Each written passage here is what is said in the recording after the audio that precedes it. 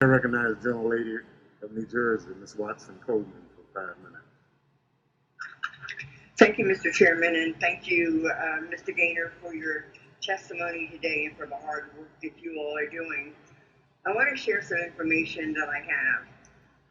Because we talked about the fact that we're at this place and we are doing the best we can trying to catch up with things as we move. But the understanding I have is that we had an indication that we had a problem as far back as November of 2019. And even though the president refused to deal with any of this information, we knew that this was coming, and we knew that he was given this information even in his daily briefings as early as January.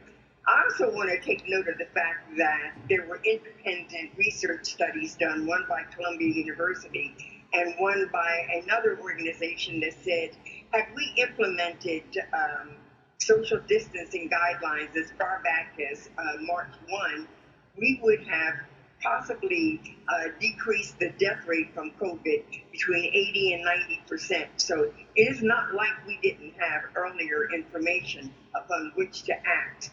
And I know that my colleagues on the other side have asked you questions like, are there the appeals to panic and recriminations, is that in any way having an impact on how our citizens are reacting to the space in which they live right now? And what about the confusions that may have been shared between what the experts are saying and what the administration is saying?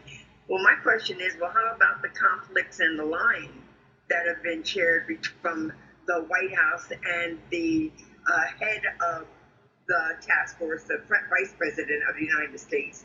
You all said that you make your decisions based on facts and data, your data-driven decisions. So I want to ask you a couple of responses to things that the President of the United States has said, and you tell me whether or not they are or are not true. On May 8th, the President said that coronavirus, and I quote, will go away without a vaccine. Mr. Gaynor, yes or no, is that true? Something about a vaccine. I didn't hear your whole question. On May 8th, the president said that the coronavirus, and I quote, will go away without a vaccine. Is that yes or no? Do you believe that, yes or no? Again, ma'am, I think the administration is working hard to identify. Do you believe that this is going to happen? I'm not asking you to defend the administration with this incompetence. I want you to answer my question, yes or no, or I don't know. Well, yes, ma'am. Yes, but no, again, I think this question deserves more than a yes or no answer. And again, I don't really care what you think it deserves. This is my time that I am reclaiming, and I need you to say yes, no, or I don't know. Yes, ma'am. What I would like to say is that the administration worked hard to identify therapeutics and vaccines. NIH. So then are we going to acknowledge the fact that it needs a vaccine? Yes, ma'am. The administration, NIH, early on, within days ago. I reclaim my time from you. I reclaim my time. On June the 17th, President Trump said the coronavirus is, and I quote, dying out. Is the coronavirus dying out right now, Mr. Gaynor? Yes or no? Well, I think if you look across the country, it ebbs and flows. The epicenter in March and April was was in New York and New Jersey, Detroit, Chicago, Los Angeles, Washington State, and now we're seeing spikes all over, particularly in the West and in the South. So is the answer to that question yes or no? Why are you finding it so difficult to say what you're seeing, yes or no? Because again, ma'am, I think your questions deserve an answer that's just more than yes or no. Because trying to, let me just ask you this question. I'm just here trying to share the facts as I know.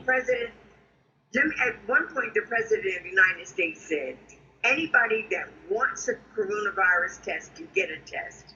Is that true? Can anybody that wants a coronavirus test get one right now? Well, I'll tell you my own experience. I was just on the Gulf Coast. Is it a yes or no? You're at the head of this outreach and support to the states and the communities, you know the answer to the question. Well, I'm trying to give you a real life example. I'm just trying to give you a real life example.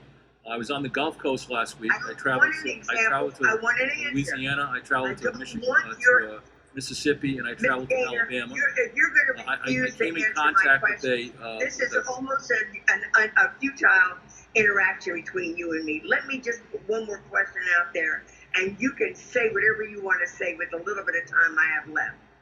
Because the president said on June the 8th, so we want the continued blanket lockdown to end for the states. We have some embers or some ashes, or we may have some flames coming up, but we'll put them out. We'll stomp them out. We understand this now. We'll stomp them out, and we'll stomp them out very, very powerfully. Have we stomped out these embers or ashes of the coronavirus?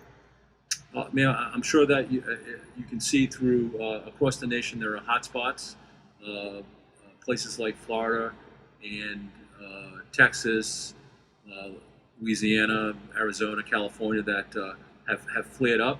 And if you look back to March and April, to New York, New Jersey, Connecticut, Rhode Island, those states have it under control. So again, this is a dynamic situation. It changes from day to day. Mitigation works. And it requires leadership. Yeah, thank you, sir. This requires leadership, no question about it. And we're doing so well in New Jersey because my governor saw it spiking up just a tiny bit. And he delayed the opening of certain businesses. So we definitely need leadership, something that we've not had from the President of the United States. And let me just say in closing, and Mr. Chairman, I'm going to yield back. When I listen to where you are, and when I listen to what FEMA's had to deal with, when I listen to how this country in general this leadership has responded to this pandemic and failing to keep our hundreds of thousands and even millions of citizens safe or alive, I don't believe that you're ready for both the coronavirus that's going to take place during the hurricane seasons and the states in which we're going to have these devastating seasons. And I want to say to you that you need to ask for what you need. You need to understand what you need, which I think you do, Mr. Gaynor, but you need to be bold enough to ask for it, and you need to be bold enough to let us know whether or not you're getting it. And with that, I yield back. Thank you.